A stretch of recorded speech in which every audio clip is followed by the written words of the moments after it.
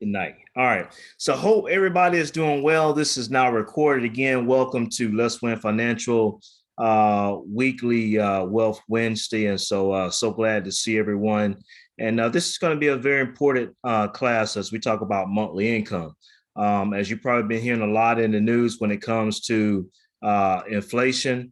And so we just wanted to be able to show you as far as how you can make some additional income when it comes to whether it's through your investments or through like real estate. So we're going to show you two of those ways tonight as far as being able to make not only quarterly income or yearly income. We're going to show you how you can actually make monthly income. So I'm going to show some tools and resources that you guys can actually use, plug in the numbers, see how much money, whether if it's $100, whether it's $200, whether it's $300, whether it's $400 a month, basically see how much money you can make, or whether $1,000 a month. We're going to dive into those here. All right. But while we get started, before we get started, I just want to share here with you guys really quick. Many of you guys probably watched here recently the NBA finals. And so congratulations to the Golden State Warriors. But I want to highlight one specific thing that happened for the Golden State Warriors. And this is a guy by the name of Klay Thompson. I'm sure many of you guys know who he is. But I want to share a quick story about Klay Thompson. It's relating to where we're at financially and where we're at now as far as with the economy going down. So let me show you this one clip here really quick of Klay Thomas. What happened to him just 2 years ago. This right here happened to Klay Thompson. And I want to show you as far as what he had to go through in order to recover and get to where he was at today in order to win that championship in itself here. So let me share this here with you guys because this is phenomenal. This series pretty awesome here. So let me just go ahead and share this clip here with you really quick here. All right. So Klay Thompson, just to kind of give you a little insight here, right? He had a leg injury and he had like a torn ACL. So let me just go ahead and play the small little clip here really quick. And so you guys can just check this out here. Let me see. Where's my hold on for one sec here. Let me looking for my play button here. All right, here we go. Siakam. Travel. Three on Lowry. Lowry gets past, falls down, lost the ball. Thompson running the floor. Thompson grabs his left knee. Now writhing in pain. Steph Curry slamming the ball on the court, so upset. Green went up to block. Now, guys, as I paint this picture here, as you see this guy right here, this is Klay Thompson for some of you guys that may not know him. All right, he had a torn ACL. You will see here, this was in the 2019 NBA Finals. So this is almost about 3 years ago. So watch this here as he sits in agony here and the players that's around him. Some of the players saying something. Danny Green saying, I'm just trying to block the play. Well, that wasn't a dirty play by Danny Green. Everybody for the Warriors, the franchise that here in the stands holding their breath. Klay Thompson obviously in some pain. Left knee right away. So automatically you see here's his knee you just saw here recently before this show Klay Thompson right here. You saw Steph Curry. And just another 30 seconds here. I just want to show you this here really quick. Mark, you talked about it earlier. One of his strengths is how durable he's been. The fact that he only missed the one game after. Now, let me just share this here with you really quick. Now, Klay Thompson, as you guys would know, that he's a valuable player on his team. And so by facing this particular injury here, had a major impact in 2019. As you saw the people here with their hands over their head, that's what we're facing today in our current economy as far as what in the world is going on. So Klay Thompson, man, had to do a lot of rehab in order to get back to where he is today. And so I want to share this here with you because I thought this was very profound here when the Warriors won their NBA championship. This is one of the first things that Klay Thompson did when he won the NBA championship right out there, the clock tick. You will see right here in this particular picture here, this is Klay Thompson, and he's actually celebrating here with his medical doctor, the director of sports medicine here, Rick Celebrini, right? All right. So as he has his ACL, he went through Achilles. I mean, he just went through just a bunch of things, man. And so I say that to say this. In 2009, he faced this injury.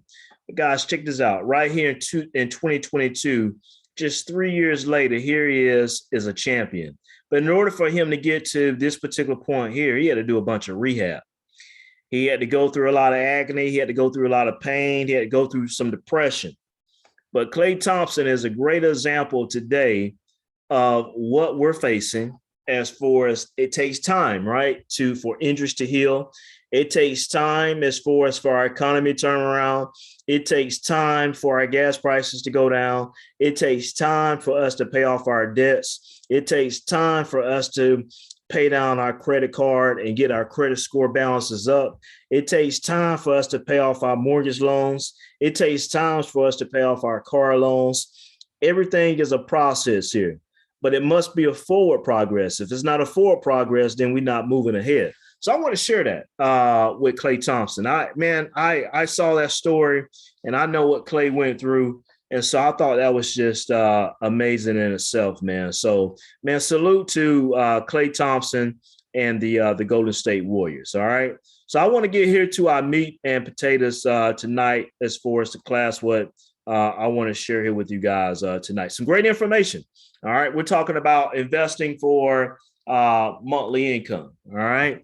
And so when we talk about monthly income, I want to use this one example right here. I was speaking with a lady early in the week, and this is what I came on my mind to say, you know what, we need to talk about this in the Let's Win financial community, what we experienced with her. Today is Wednesday. I had this conversation with her Monday. All right. So we got a member in our Let's Win financial community. I think she's actually on the call tonight. I saw her in her car. And so this we're going to talk about her a little bit. No names, but I'm talking about her. So her current situation, she's retired. And she came to me and she had money sitting in her company retirement plan. Now she's already retired, but the money's still sitting in the company retirement plan. So what I like to call this is would you actually leave your money, or would you leave your wallet on the table whenever you leave your job or when you retire? Would you do that? Absolutely not. But when people, when they leave their jobs and they don't take their retirement accounts with them and roll it over, then that's what you're essentially doing. One thing is when at our jobs retirement plans, those funds are only limited in a certain amount of funds that you can invest in, while at the same time, you really have no control or tracking of really what it's doing because you ain't really watching it, right? So check this out. So this lady here, we came up with a plan for her. All right. So what we did was essentially what I just told you guys. We rolled it over into what we call a IRA account. And so what we did was we went with an income fund for her. By her being retired, we said, okay, we didn't want anything too volatile, and we want to go with a dividend paying type fund. So she just told me, she said, hey, Sherwin, she normally get her dividend payout around about the 5th or the 7th of every month. And I asked her, I said, how much was your dividend payment? She told me, I think it was roughly $760, right, per month, every single month. I'm going to show you guys here in a minute as far as how to go in here and actually buy different funds and being able to make income off this here. All right. Now, one of the most important things I want to share here with you really quick is the different type of ways that you can invest, right? So what we've been doing here in the last few years is we've been investing in what we call growth stocks, companies that's just been growing for a while. But with our economy now slowing down, everything else is slowing down as well, including some of your, not some of, let me just not say that, your investment accounts, your retirement accounts, your IRA accounts, probably your pension funds, all of them are taking a hit this year because our economy is slowing down here. Now, when we go back here and look, right, this is what I'll talk about the different ways as far as you can invest, right? Here's a different type of investments. You can actually have growth funds, dividend funds, index funds, which is a collection of companies inside of one basket, individual stocks, real estate, and crypto. What this particular member right here is, what we have her, the plan that we have in her is what we call a dividend fund, right? And you will see dividends here, right? These are stocks that use their earnings to pay back shareholders. So that's basically companies saying, thank you for investing in this company, in our company. And by way of doing that, we're going to focus on paying you the biggest dividend that we could do. Companies like AT&T, Johnson & Johnson, Altria is some of your biggest dividend paying companies. Now you will see here, let's look at these really quick. You got blue chips. These are like established, like stable, well-established, recognized corporations like IBM, Coca-Cola, Disney. These companies have been around for a very long time. They're just like your grandma and your grandpa type companies. Your growth stocks, right? They are faster than average in growth and earnings. Now, what's happening here in 2022 is our growth stocks are taking a huge hit. Amazon, Netflix, Pinterest, right? If you're going to look at these three investments now, they're probably down about 30%. So when you look at growth companies, they are hurting when the economy is slowing down. When you go in cyclical here, right? You look at Apple, you look at Hilton, you look at Bank of America. These returns follow the cycles of the economy. Our energy sector now is the best performing sector. We'll be looking at that in a minute. Then we go over to defensive, consistent and stable, regardless whatever the market status is. So now we're looking at Walmart, Target, McDonald's. We're going to be buying these regardless, whatever where we're at in the economy. And then we go with speculative, right? This may seem risky, but has a great potential, but not yet realized. Let's look at this one particular company here, right? Tesla has a very volatile stock, but you starting to see a lot of more people on the road with Tesla. Matter of fact, I just had one of the Let's Win Financial members. She posted on the Facebook page this week. She just bought a Tesla vehicles because she want to save money. And so I'm so proud of her. She works hard as a pharmacist, running her own pharmacy company. And she just bought a Tesla to save money. But Uber, Beyond Meat are speculative type companies in itself here. All right. So what did we invest in? What did we invest in for this one Let's Win Financial community member that's making around about $700 per month, right? So we invested in this one fund right here called JEPI, which is JP Morgan Equity Premium Income ETF. Now, I want to share this here with you. And I want you guys to write this down here as I go to this one particular site. I've used this before, but we haven't done it in a while. So I want to show you guys, and we're going to talk about real estate stocks as well, but I want to show you this one particular website here, right? It is through TD Ameritrade. I'm just logging in here really quick. And it's going to show you here, regardless whatever dollar amount that you use to buy these particular funds, it's going to show you the amount of money that you can make every single month on these specific funds. And so what I'm going to do is I'm logging in here and I'm going to show you guys how much this particular person here is, how are they making $700 a month, right? So we're going to be looking at that here. How does this person here make $700 a month? All right. So I'm going to go here. I'm going to share my screen. So this is through TD Ameritrade. And this is through TD Ameritrade Income Estimator. So if you Google TD Ameritrade Income Estimator, just a disclaimer, you do have to have what we call a TD Ameritrade account. You can probably have $1 in there, $2, $3. We do all investing through Fidelity. But let me share this here with you really quick. As we saw that JEPI fund here, right? JEPI, this was the fund here that this particular person, they're making $700 a month off this one particular fund here. All right. So let me go and share this here with you really quick. So when we look at this here, right, this JEPI. Now let me go back and focus on this here really quick, right? Let me go. What is inside? What exactly is inside of JEPI and what is JEPI, right? You will see here, right? JEPI delivers monthly distributional income. All right. They focus on paying you a monthly dividend every single month. And what they do is they focus on companies like here, like you see Microsoft, Lilly, Progressive, AbbVie, right? So when we look at this, right, and we figure out, okay, how much is she making and how is she able to make it? So you see JP Morgan. The biggest thing I want you guys to see right here is the dividend frequency. You see where it pays out every single month. All right. Now, for this example right here, let's say, for instance, you had $5,000 into this one particular JEPI fund. All right. And when you see this $5,000, you have $5,000 in here, you will see up here how much you actually make on an annual. And then you will see right here what you will make every single month. So this person right here with $5,000, they can make literally $51.64 a month.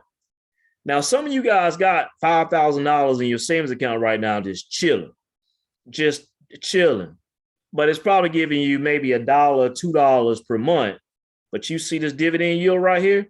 It's paying 11.41% per year. So our savings accounts are paying us 1% potentially now with interest rates rising, but around about 0.75, 0.5%. So check this out. So this person here, right? Let's say, for instance, if we spike this up and we say, okay, we take this now to 1,000 a quantity, we go and calculate this here. And now this person here, let's say, for instance, they got $54,000 in what we call this JEPI fund. With $54,300, right? You see how much this person is making per month now? About $516 every single month. Now, mind you, this particular person here, she was retired and this money was just chilling. She just had it in her retirement account. So let's beef it up a little bit more. We take this right here and we add some more money to it here, right? Let's see here. So we take $65,160. If you had that type of money in this one particular fund here, paying you every single month, this now gives you $619 every single month. Regardless if you want it or not, they're going to put $619.70 every single month into your account. All right. Now, let's see here. Let's see if we can get closer here almost to, let me run some numbers up here really quick. What would $100,000 look like really quick? Let me just share this here really quick. Hold on. Let me put 1,700 here. Let me see if I can get this number close to it. So 92,000, right? Let me see here. Let me just do. I'm trying to get this number right here to 100,000 so you guys see what this looks like here, right? So I'll just do this right here, and then this will be the final one. All right. So you go right here. If you had $103,000, somebody else says, sure, well, that's a lot of money. But a lot of you guys got retirement accounts or, things that's just sitting right about now that you can actually have rolled over. All right. Here's what $103,000 inside his JP Morgan Chase fund. This guys will give you $981 a month. Just chilling. All right. So this is pretty good here. Now, this particular person, as I mentioned, is doing quite well every single month. So now what she could do is she can go and say, okay, well, she takes some of it, and put it in her checking account. And guess what she do? She take this other money that she's getting, right? About the other half of it. And then what she does is she go back and she put it into her funds, her investment. So I told her, like, you got to look at it like this right here. You get free money every single month. And what you're doing is you taking this money and you're going to put it in a little bit in your checking account or how much ever you want in your checking account. Say out of the $700, she's going to put $350 in her checking account. Now she's taking that $350 and all this is free and adding on to her stockpile on this investment. And guess what? It's going to give her bigger dividend every single month because when you go back and you reinvest it, and you just saw a few minutes ago, the more money you have in these dividend income funds, the more money they pay you every single month. So this is a different way of investing when we want to focus on monthly income. All right. Now, these are specific dividend income type funds. They don't focus on growth. They don't focus on like just giving you a 20% return per year. They specifically focus on paying you a dividend every single month. Now we're going to go right here and we're going to look at some other dividends and we're going to use the same example here. And so let me pull this up here.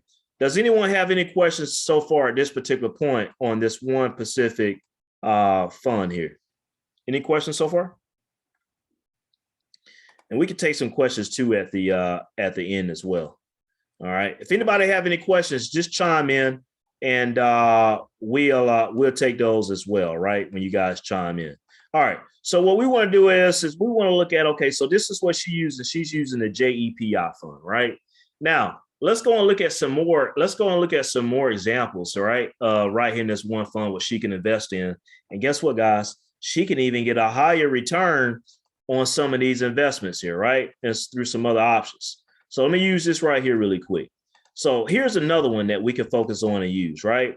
This one right here, let me go and add this symbol right here. So many people we have in this one particular fund right here. It's called QYLD. All right. This is a Global X NASDAQ fund. Now, when I add this here, you will see that when you look at the JEPI, this was the first one. This pays 11.4% annually.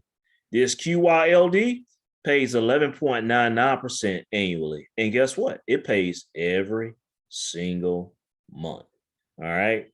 Now, we saw what $103,000 would do for this JEPI. I'm going to go ahead and knock out this one here really quick so we can just focus on this Global X, this QYLD. All right. Now, let's say, for instance, I go in here and let's see, for instance, how does this work, right? So let's say, for instance, if you have $17,000 in a savings account that's chilling right now, right? Getting ready for this recession. Well, you got this $17,000. How much is this going to give you every single month? This pays $173.50 in this one fund right here every single month. So if you got money just chilling on the sideline, here's where you can make monthly income off this. Now, I have to put a disclaimer out here and share this with you guys. This is a stock symbol here where it's invested in a different bunch of companies. So it goes up and down a little bit too, not like a regular individual stock. So these do go up and down. But again, if it does go down a little bit, it's paying you a monthly dividend every single month. Now, if I go right here, right, and let's spike this up a little bit more here. All right. So we went right here. And let's say, for instance, I don't want to add that much. Hold on one sec here. So what we want to do is, if this one particular person here, let's say, for instance, they had a retirement account that they was rolling over. And they had $104,000 inside of this retirement account. You see this $104,000 right here? This $104,000, if you just say, okay, look, I want to get paid on this every single month. Look at this. You creating your own stimulus check. You creating your own, what they call it, the retirement check, right? Your own money, right? So these are different ways that we can invest in to have monthly income, QYLD. Another one that we can invest in, you guys have heard me say the S&P 500. Let me see. Hold on. This one here, what we got? QYLD. Hold on one sec here. There's one that specifically tracks the S&P 500 index. Let me get that one here for you really quick. Yeah, it's right here. XYLD. All right. So if you want to invest in the top 500 companies in America and be paid specific dividends on those, all right. So you will see here, this pays at about 11.95% per year. Not quite as good as the QYLD. All right. But this pays on a monthly basis. And so these returns will be kind of similar. If I go right here and let's proof this up here, and let's say, for instance, here, how much will this right here give us? So if you was to take, let me say here, let me just do this right here. If you was to take the same $100,000, $106,000, all right, in this right here that tracks the top 500 companies in America, and this pays you on a monthly basis, this would give you $1,055.75 every single month. So you guys can go ahead and play with this income estimator right here. And this right here would tell you, you could put any company in here, any symbol in here, and it would tell you how much you would get paid on a monthly basis. So let's say, for instance, right, like if you even look at these individual companies like Apple, they pay dividends, but I want to show you their dividends is not as great as these specific investments that solely focus on dividends. So let's go right here. And Apple does pay a dividend, but they pay a quarterly dividend. All right. So let me just take out this XLYD. So if you look at Apple right here, right, and you will see that the dividend frequency right here says it pays every quarter. All right.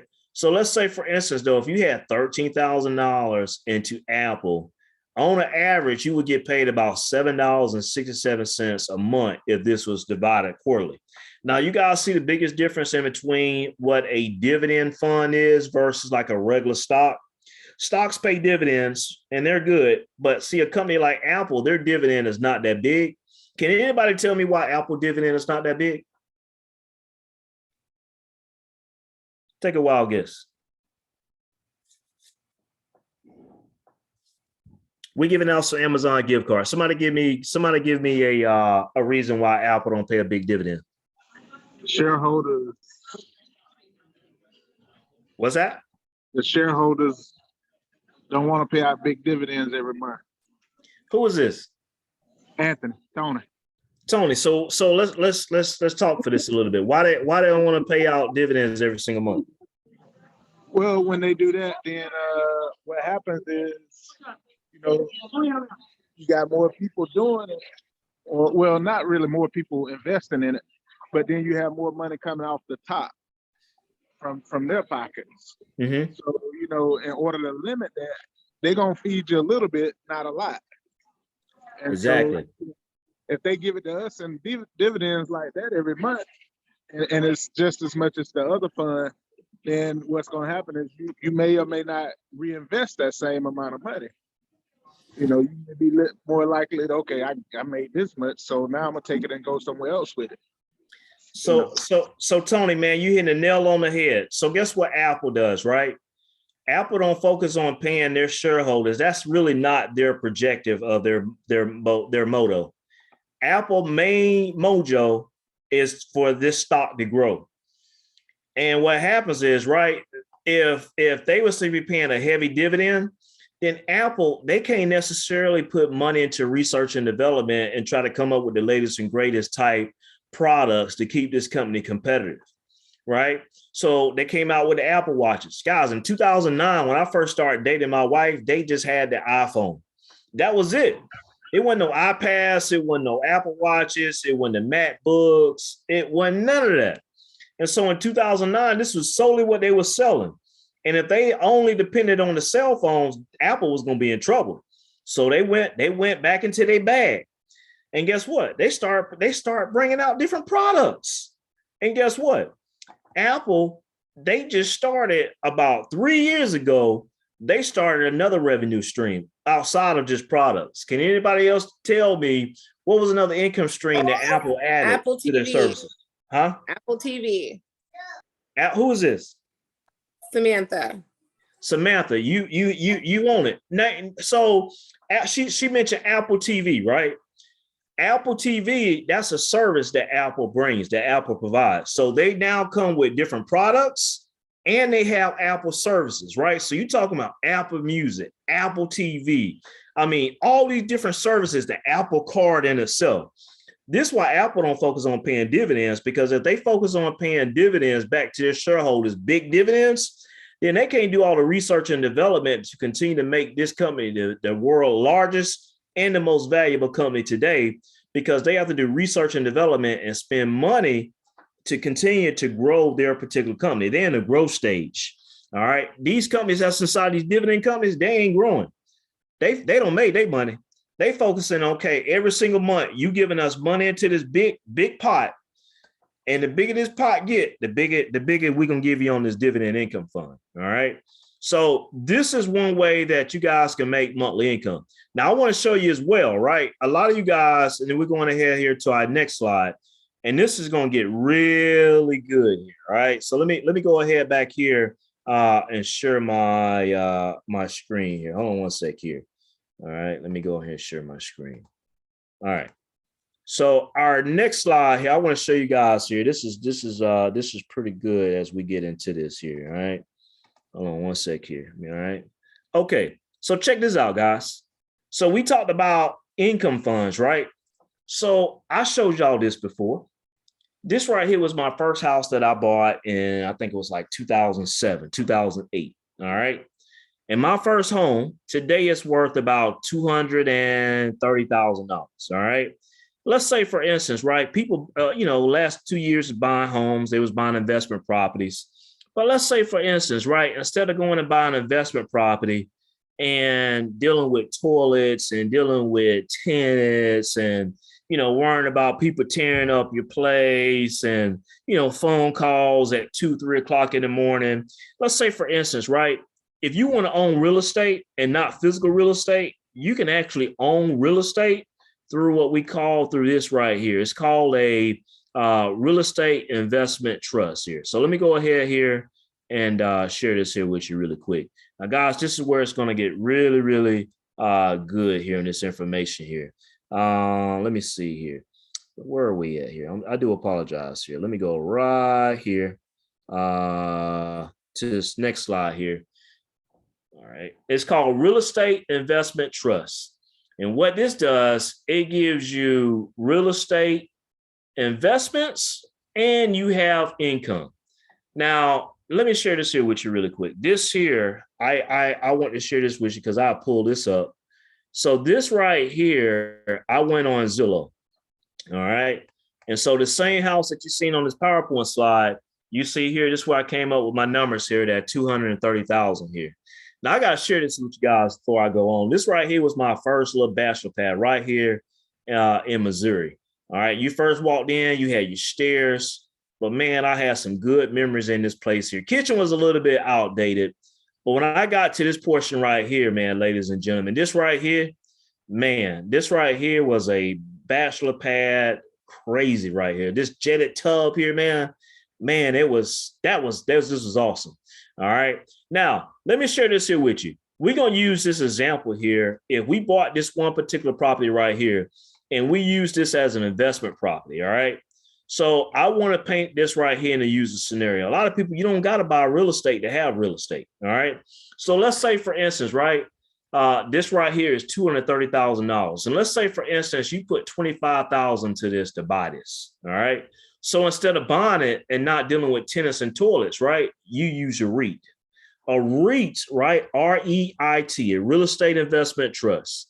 All right, we make income off this. And here's all the different type of REITs that you have here. Let's say, for instance, you guys know I own a quadplex, right, which is a multi-unit building.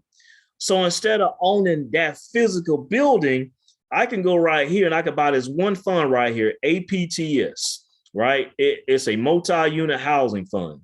These are all different investments. I can go right here and put in LAND. Let me just share this here with you guys really quick. All right. So we're going to go in and we're going to play with these numbers here really quick. Hold on one sec here. When I go in back over here, we're going to go back in over here and use our income fund again. All right. So there's one fund right here, right? APTS. You want to own a multifamily? You want to own a duplex or triplex? Here you go. You can go and buy APTS.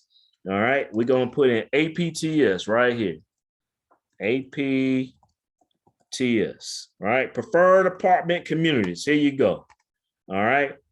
And this right here pays on a quarterly basis. All right. You see this dividend frequency right here pays on a quarterly basis. All right. The dividend yield on this is not as high as what we saw in the other ones, around about 11%. All right. But let's say, for instance, we want to get this up to we want to get this up to $25,000. All right. So let me go right here and let me see if I can get this up to 25,000, because that's an example that we wanted to use in this particular case. If we was going, instead of actually putting a down payment on a house and the closing costs, let's say, for instance, we use it and we go buy this one particular fund here. How much will this give us on a monthly basis? All right. So if we was to put $25,000 into this on a monthly basis, this would give us about $58 a month, right? That ain't so great. All right. But if you want to own multifamily, here's a way that you can actually do it, right? Now, if you want to own commercial properties, we go right here and put in O. All right. So O, their dividend is a little bit higher than the multifamily. All right. Their dividend is 4.47%. And guess what? It pays on a monthly basis. And if we go right here, let's say, for instance, if we got this close to almost about 25,000, let me do this right here. So guys, when I do this right here, when I be messing around with the quantity right here, whenever I mess with the quantity, this right here tells me, you know, the actual like amount, the income. Like, so I was trying to get this to 25,000. So let me go right here and put this 450 potentially, right? Again, if we use 25,000, actually, I need to just do this 350 here. So instead of putting a down payment, we use that money for to put in this one particular fund here. Here's how much it actually would pay out. All right, so we get close to 25,000 here. This would pay close about $92 a month. That ain't really a lot of money, right? But I already showed you, instead of going buying these properties, where you can really go and make the money at through these high dividend funds here, right? Like, for instance, if you was to go with this QYLD, instead of going and buying that investment property for $25,000 now, right? You can literally go right up in here and buy this QYLD Hold on one sec here. I'm trying to get it over to 25,000 here really quick. All right, that's close to it. 26,000. Look at this here. You take your $25,000, you making $260 a month on this here.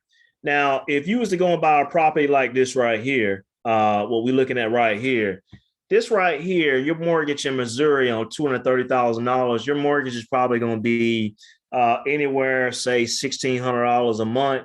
All right, you still got to pay the mortgage. Your tenant get in here. Let's say, for instance, your tenant, you could probably charge them, say, you charge your tenant, let's say, for instance, let's say $1,200. All right. So your cash flow in this regard, let's say, for instance, it might be $400 a month, but you still got to pay potential property, a property manager, any type of expenses. So your cash flow on a monthly basis now might be $250, $300, right, for owning this particular property. So if your cash flow is like $300 per month, guess what? If you go and buy this through this one particular fund here, guess what? You ain't dealing with no property manager. You ain't dealing with no tenants. You ain't dealing with no toilets, and you still got your principal, but you're getting this money every single month. But also just be careful. This right here does go down, up and down. It trades like stocks, but not as volatile like individual stocks. All right. But the main focus tonight is to kind of give you guys to say, you know what, there's a different way of investing instead of just letting your money just sit there and just let it just chill. You can make monthly income through these particular streams here. All right. So if you want to own like industrials, if you want to own a storage facility, you go right here and invest in Cube. Right. So let's go and see how much each one of these are in here. And we're going to go ahead and push through here. So we want to go and own Cube here, right? CUBE. This is the storage facility, all right? Cube here. Let's see here. Cube pays on a quarterly basis, and their dividend yield is 4.18%. All right. Now, I want to, ladies, check this out. Simon Property Group. I'm here in Fort Lauderdale, Florida, and if you go to the Sawgrass Mall, you ever seen SPG? That's Simon Property Group. This is your world's largest landlord. All right. These malls, they have to pay Simon Property Group like money every single month. All right. In Jacksonville, Florida, your largest mall is owned by Simon Property Group. If you go to the largest mall anywhere you stay, Simon Property Group owns that. What does Simon Property Group, right? So you can go and buy this, and we put in SPG here, right? SPG. Let's go and see how much they pay on a monthly basis. All right. Oh, they pay on a quarterly basis. So let me take out Cube. All right. Look at this. It's pretty good. They pay 7%. That ain't bad. So if you almost had about $9,500 into this year, this will pay about $56 per month. Let's see if we just spike this up here a little bit. Let's see if we make this right here, say almost about 28,000. This is about 170. Again, this is just money that's just sitting right now. If you had it just chilling, where you might be getting, say, $10 a month on this in a savings account, this right here would pay you $170 a month because now you're investing in malls. All right. Some of y'all guys, check this out really quick. I got a lady that's in this community. She just sold her house in Texas. And she made a lot of money. I'm talking about over like $250,000 worth of capital gains. And guess what? Let me share this really quick. She getting ready to move because first of all, you got to think about when you sell your house, you got to find somewhere else to stay, right? Well, she getting ready to go into a native country where she grew up. That's a hell of a lot cheaper to stay than the United States of America. She gonna take that $250,000, and we set up a call this week. She said, Sherwin, you know, my cost of living now is not as expensive as it was where I was living at. I need to do something with this money. And now she's older as well too. But it don't matter if you're old or not. A lot of people sold homes and made money. You take this money here, right? And let's say, for instance, she take $200,000 of this here, right? Or whatever amount. Let's just go back into it here. Let's say, for instance, right? And we put it, I guess what I'm going to put it towards? I'm going to put her right in this fund right here. Because you know what? What I want for her to do is I want to continue to protect what she currently have in her balance. But I'm going to go right up over here. And I'm going to put it in this JEPPI income fund. All right. And I'm going to go specifically right here on this $200,000. So she said, sure, well, I want to keep $50,000 you know, my savings account, boom, I just touched that, but I want to be making money off this. And I say, you know what? We can make money off this every single month, right? We can even make more money than you making on your Social Security check. So you take this right here, and let's say, for instance, right, I want to try to get this up to, let me see if I can get this up to 200,000. I want to show you guys here really quick. When you sell your house and you sell these big ticket items like this right here, here's how much money that you can be making in these little scenarios here really quick. I'm almost there really quick. I'm just trying to get this right here to $200,000 here. All right, it's close enough. Say $206,000, right?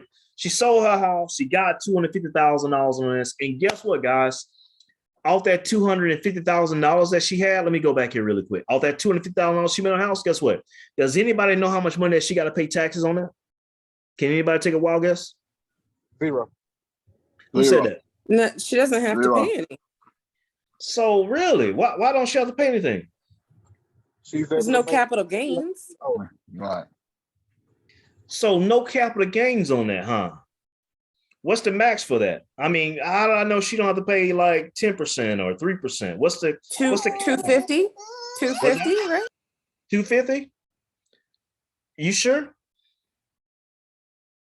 No, it might have gone up. No, you're right. You're That's right. the last So amount I remember. no, you're right. So check this out, guys. That's good, Samantha. So check this out. If you file single and you sell a house and you have under $250,000 of capital gains, you pay no taxes. What gets even sweeter, if you file married and you now your capital gains can go up to how much? Any wild guesses without paying taxes? It's double 500,000. There you go. Now it's $500,000. You can sell now this is your primary house. Does not include your real estate investment property, your primary house. If you file married and you sell your house for under $500,000, you pay Uncle Sam not the first red cent on any of those capital gains. All right.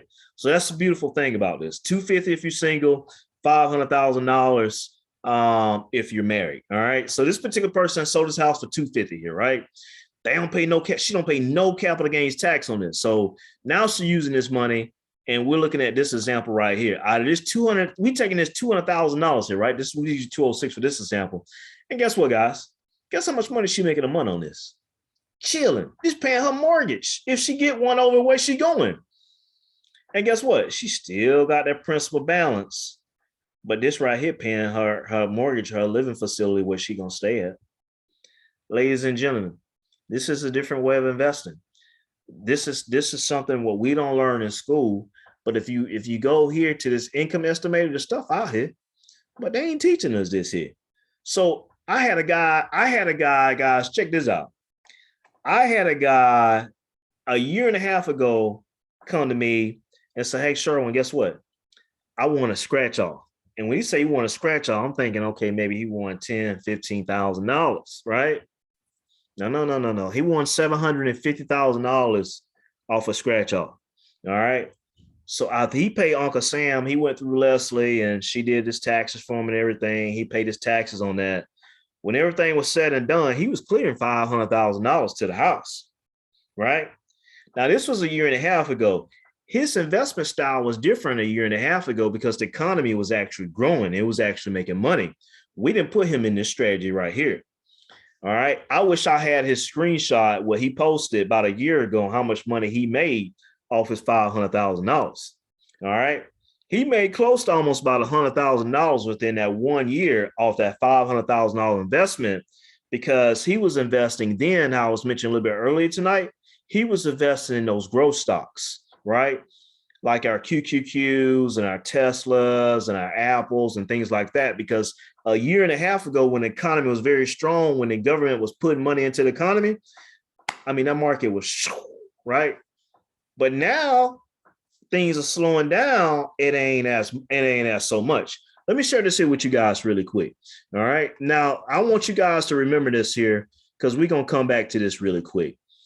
And this is something that this is going to be new for you guys to learn tonight. And this is why this is stuff, man, is phenomenal to teach you because I get excited. I get goosebumps to even share this here with you really quick. All right.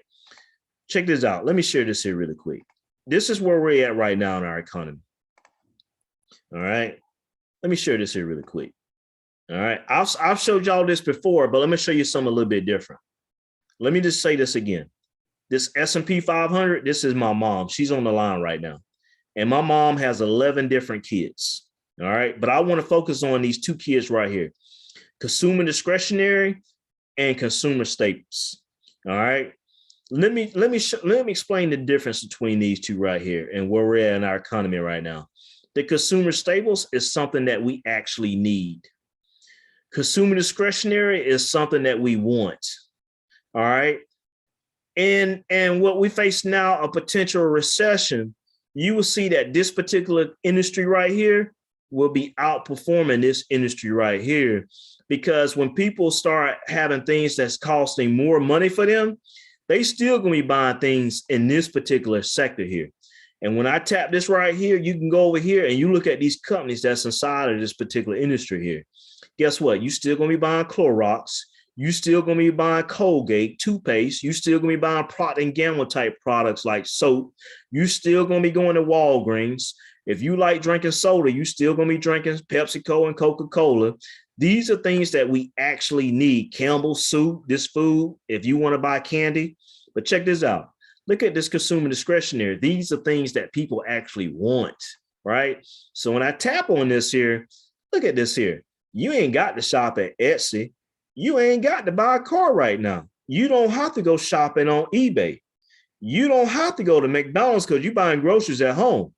Darden restaurants, they own like Olive Garden. You don't have to go to Olive Garden. That's because you want to go to Olive Garden. Domino's Pizza. You see the difference between consumer discretionary and consumer staples? Consumer staples is what you need. Consumer discretionary is what you want. Now, when you go up here and you look at these different time frames, and I go right here and I hear year to date, if you go and look at these two particular sectors here, consumer discretionary and consumer staples, you will see that consumer staples is only down 9% this year, whereas this consumer discretionary is down 31%. Because guess what? People still, even if we go through another pandemic or another recession, they're still going to be buying different companies inside of this consumer staples. This is why this was performing better than this one this year. And all these 11 different sectors right here, outside of our energy sector and outside of the utility sector, this consumer staples is the best performing sector. And instead of trying to buy some of these here, you go and buy this XLP, you go and buy all of them now. All right. But if you want to go and buy these here individually, you can look at some of these companies. Look at this Hershey's, for instance, right? They'll tell you Hershey's belonging to consumer staples, and then they'll give you a change in how it's doing so far year to date. You will see that Hershey's is up 11% this year. You are going to see these cereal, these Kellogg's, it's up 6.89%. Even when the market is down 21% overall this year, this consumer staples will continue to get stronger as we go into a recession. Potentially, not this year. I think we'll go in 2023, not 2022. But I want to share this here with you guys really quick. Matter of fact, what I want to do is I'm going to go ahead here, this link right here, I'm going to drop it over here in the chat. And then you guys can go in and go in this chat right here, right? And use this right here. This is a very good site to use, right? Very, very good. All right. Okay. So let me go back right here and let me finish up here and we're going to be done here for the night. Guys, I hope you guys are learning. This stuff is important, man. And so it's recorded as well. So if you guys ever want to go back and refer to it, you can here. All right. But here's all the other different real estate investment trusts that you can invest in. All right. And let's say, for instance, if you can't decide on one, you can go in right here and buy all the REITs. You can go and buy all of these here. All right. You can go and buy also, you can go and buy international real estate as well with VNQI. All right. So we was to look at that really quick and then I'll be done here. If we was to go and look at that on this income here, right? So if I go in here and I just want to see how much they're paying on a dividend. So I'm going to go in here and I'm going to put in my VNQ. All right. This is your buying all the REITs in the US. All right. I'm going to take out my JEPI. You see that? I try to measure everything against JEPI. So JEPI paying 11.4, VNQ paying 2.5. That ain't really a lot. All right. So if I go in and put in my VNQI, and this right here is my international real estate, let's see what that's paying at. All right. Let me see here. Did I type that in right? VNQ. Here it is here. I want to hit add here. Well, they not, the symbol does not. Okay, they don't have a sufficient history to add it here. All right. So these here is the different things that we can invest in when it comes to income and also real estate without having to own the physical real estate in itself. Now, let me share this here really quick. And this I will say this and I will be done. All right. And I shared this one here earlier. This realty income, it's exposure to all kinds of real estate. Like this right here is like commercial property. This particular I'm gonna show you here in a minute. They have leases with companies like CVS. See CVS here, 7-Eleven, Home Depot, Walmart, and many more. It has leases with all these particular companies here. And what is O? This is O right here. All right. So we go in, we're gonna go back over to this income estimator here. And I was sharing this here with you a little bit earlier, but this one right here is a very popular one. If you go right here on O, and let me add it here. So this O pays 4.47%, but this right here is where you own commercial properties. So this right here is an income fund. This one right here is what you call a real estate investment trust fund. So this is you owning real estate here. This is you owning actually income funds here. But the biggest thing is you send a dividend yield on it. This dividend yield on a real estate is 4.47, and now it has leases with all these big corporation companies. Whereas this income fund here, it has about 11.4%, and they both pay every single month. All right. So I believe that's the last one here. Here's some other ones here as a reference. You will see O income here. All of these REITs right here pay over 4%. As you see here with Simon Property Group, that's the one that owns the malls. This one right here is VICI. It owns casinos. All right. So if you ever want to own some casinos, the yield on that is about 4.9%. Sorry, that's my youngest son. If you're hearing him in the background here, but that's my son to say, Daddy, that's it. I've shared an hour with these people here. Is Daddy's son time. All right. But this is what I want to share with you guys. This is how you make monthly income, right? Through real estate and through investments in itself here. All right. Let me see here. Let me see if I got some questions here. Let's take some questions here, guys. If you have any questions, let's go ahead and take those questions here. It don't have to be just about tonight, but any type of, whether it was tonight or what you're facing financially or just general, let's take your questions. I had a question about the tax implications on the dividend payouts, because I know they will send you a statement at the end of the year, but is there any way to get around that if you're reinvesting the payout, or you still pay the taxes on that? Yeah, it really just matters on what type of account that you have. You have it inside of a Roth IRA account and you're reinvesting those dividends back in, you don't pay any taxes on it. If you have it in a regular general investment account, you will pay taxes on it. The only taxes that, think about it, right? So if you hold these investments longer than 1 year, the most that you're going to pay in taxes is 15%. If you held those investments less than 1 year, you're going to pay what we call taxes on your ordinary income tax rate. So if you're in an income tax bracket of, say, 22%, and you hold that dividend, you sell it with less than 1 year, you'll pay 22% if you was in a tax bracket that was 22%. But that's why I say, like, if you have a Roth account, your money already paying tax on it. So those dividend payments are just reinvested, and you get free money, and it's growing tax free basically. So it matters on what investment account you have. Thank you. Absolutely.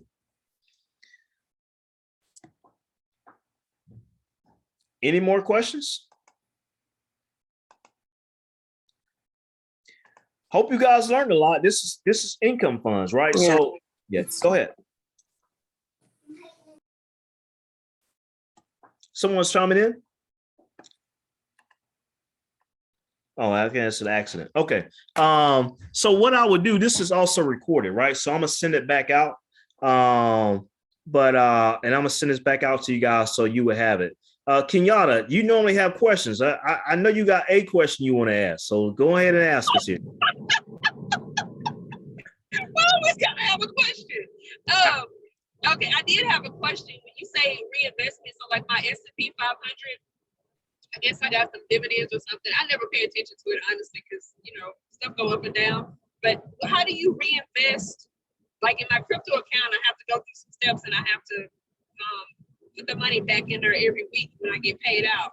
So in our Roth IRA, when you make those dividends and everything, how do I go in and reinvest that into my Roth? So on the Fidelity site, there's a feature on the Fidelity site that will show you as far as any type of dividends that you get. You can go in and you can have those dividends reinvested back into the security.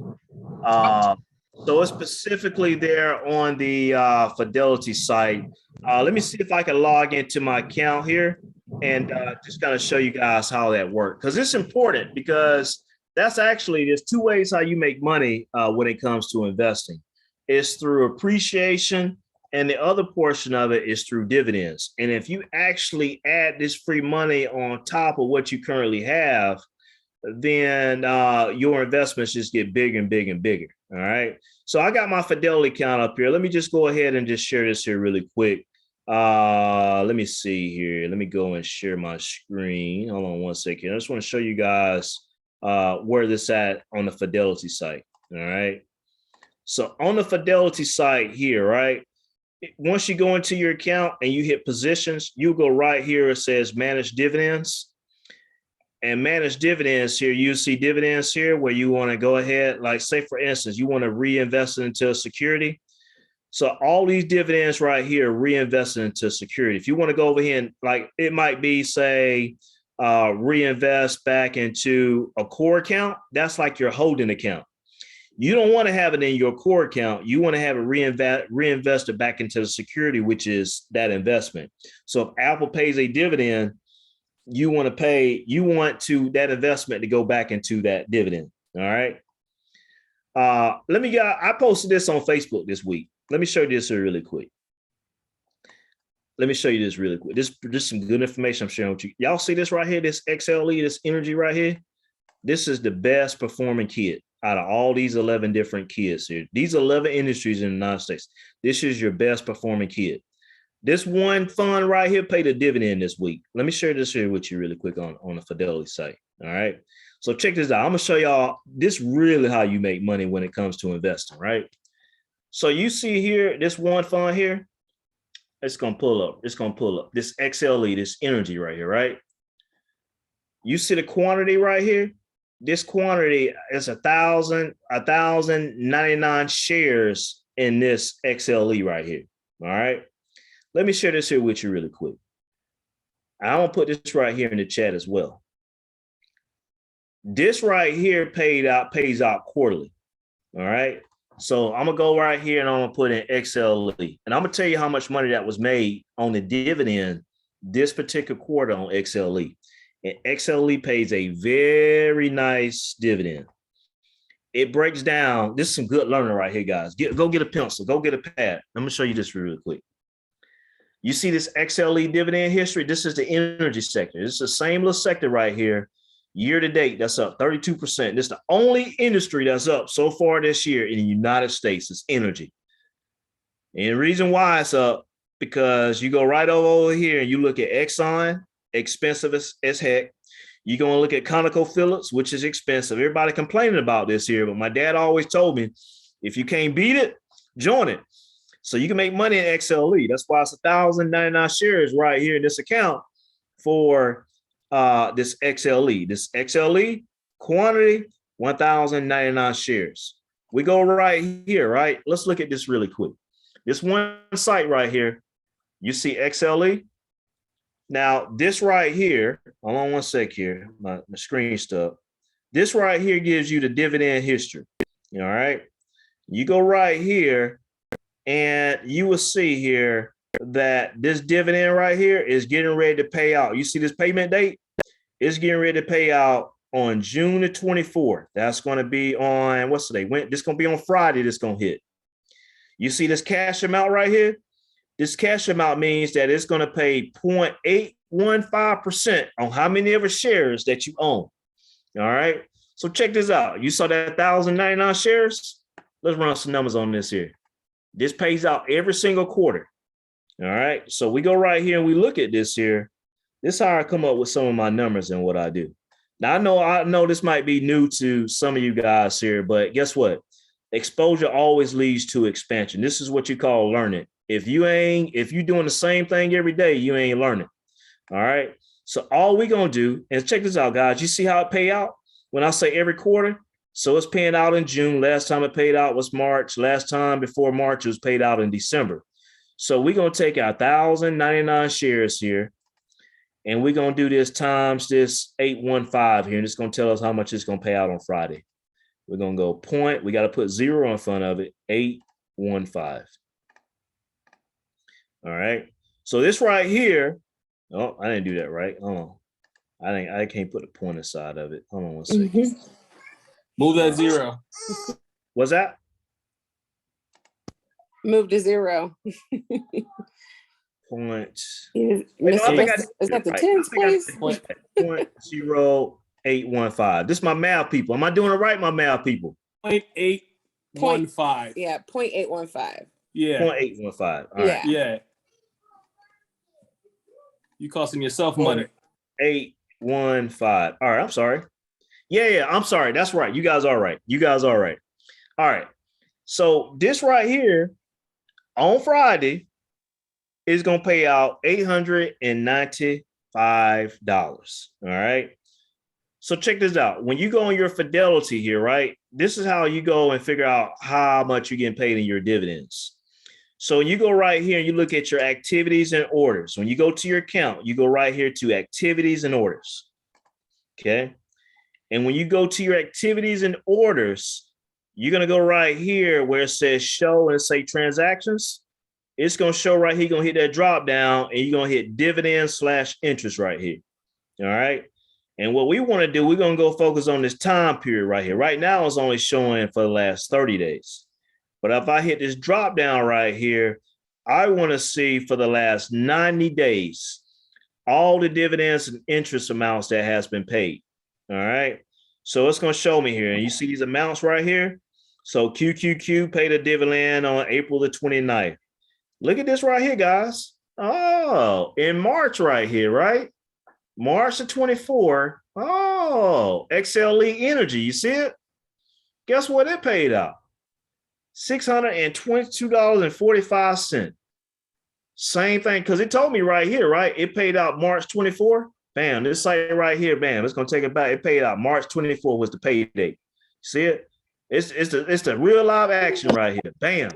And so were those dividends reinvested in the security there? So is that why it increased? Okay. Yep. It get reinvested right back into it. All right. This some of y'all own VOO, right? It paid out a dividend on March the 29th. It paid out $210. Guys, dividends is free money. That's just from these investments saying, thank you for being a shareholder in our company. We're going to pay you a nice dividend per se. All right. So this is some good learning, man. That's how Kenyatta, that's how you go and update your dividends into Fidelity. And then that's how you can actually go and see when they're actually paid out. Okay, thank you, Sharman. Now I know. All right, my pleasure. All right, we got any more questions? All right, this has been good. All right, so thank you guys for joining in. Again, we'll be back live on next Wednesday. I might pop in this weekend. We're doing a lot of stuff here at our house, Leslie and I. And so I got to share my journey. I think I posted it on Facebook, but I got to do some videos and kind of show you guys. Leslie and our family been picking on us the last probably about 3 to 4 years of we're tightwads. We don't spend money. But this year, we really just the money that we had spent the last 3-4 years, we spending it this year. So outside right now, we got a brand new pool with a jacuzzi being built. And it should be probably around November, December. And then tomorrow we have a contractor coming over. We got two of them, matter of fact. So we're getting ready we moved in our house. It's been 8 years now. And we haven't really done any improvements into our house. So we're getting ready to, we got carpet in the house now on upstairs and tile downstairs, but we're getting ready to pull up some carpet. And we're getting ready to put some new flooring in the house and on the stairs and do some painting and adding some new cabinets downstairs. And so reason why I'm sharing this here with you is because we've been very disciplined and not spending dollars and just been investing in dollars and then buying into assets. And I shared about 2 weeks ago, as far as you want to be asset rich and cash poor. You don't want to be cash rich and asset poor, because last year the seeds was planted to where, as far as the amount of money that we made on our annual income, our assets made more than our annual incomes was last year. So now you just don't take this money, from your annual income. You take the money that you made from your assets that you're making to go and buy different home improvements and stuff that we're doing. So the things that we're doing is not just spending the money. It's actually home improvements that's actually adding value to the house and making the value go up. We've been picked on. We felt like even in our neighborhood, which is 26 homes in our neighborhood, Lessa would tell me she's putting pressure on me. Hey, Sherwin, we the only one in the neighborhood that don't have a pool. Now, of course, most people have a pool, but there's other people that don't have a pool. But that's just the pressure that you get, right? I've always been consistent in this one. Say, you know what? We don't need no pool. Them boys can go to the community pool and swim, but boys are getting old. It's time. But I just want to tell you, this is more something. This is a mindset, right? Stack your money up. Right now, we're going through a recession. Your emergency account, your savings account is important to have, because during a recession, potentially, is where you may see job losses. And with job losses comes loss of income. And loss of income means that's where your bills may get impacted. Now, we just came out of this with COVID, but because the U.S. government is increasing interest rates so much, it's not only hurting your retirement plans and your investment plans, but it's also hurting companies like Walmart. Because if Walmart got trucks on the road right about now and the gas prices are super expensive, instead of Walmart making $1 million and throwing a number out every quarter, now these gas prices are so expensive and everything else, now they're making $800,000 a quarter versus $1 million a quarter. And so now they're experiencing a $200,000 loss in a quarter. Guess what happens? They got to start cutting back. They got to start cutting some of their people. And that's people losing jobs that they're depending on the income. When people start losing income, that means they can't pay their bills. That means that, okay, well, they can't pay their mortgages. And when they can't pay their mortgage, that means that now that house got to go in foreclosure. And now that means that house in your neighborhood that was worth $300,000 is now foreclosing, is now going for $200,000. Now the value of your house that was maybe $325,000 now is worth $250,000. Yeah. That's a recession. That's if the government don't get their act right and kind of ease things a little bit. I ain't a big fan of President Biden. I can tell you that now. I just, some of the things I feel like, this gas prices, this stuff, man, he should have put economic policies in place. I don't want to get into politics, but I just feel like we just been going too long with the gas prices as high as it is. There's things that within his executive powers that he could be doing. Jerome Powell, which is his Federal Reserve chairman, increasing interest rates at an astronomical rate. It's really non-affordable now to buy a house at 6%, almost 7% interest rate on a 30-year mortgage. I get it. You want to drive prices down, but you can't go at that this fast. I mean, just a year ago, we was buying houses at 2% interest rates. Now somebody got to buy a house today at 6% and they're getting ready to get increased more because of inflation. Like, we got to put some economic policies in place to slow this stuff down other than just increasing interest rates. So that's just my take. I'm a Democrat. Don't get me wrong, but some of these policies and some of the things, the way the government is going now, I feel like we could be doing things a little bit differently to help improve our economy here. All right. Let me get off my soapbox. I don't want y'all to think I'm a Republican, because I am not a Republican. I'm a Democrat. But Yeah, I don't really like talking politics, so let me just get off that box. Any more questions before we close out? All right, guys, it's been good. You guys be well, be blessed, and as always, let's continue to win. All right, guys, have a great night.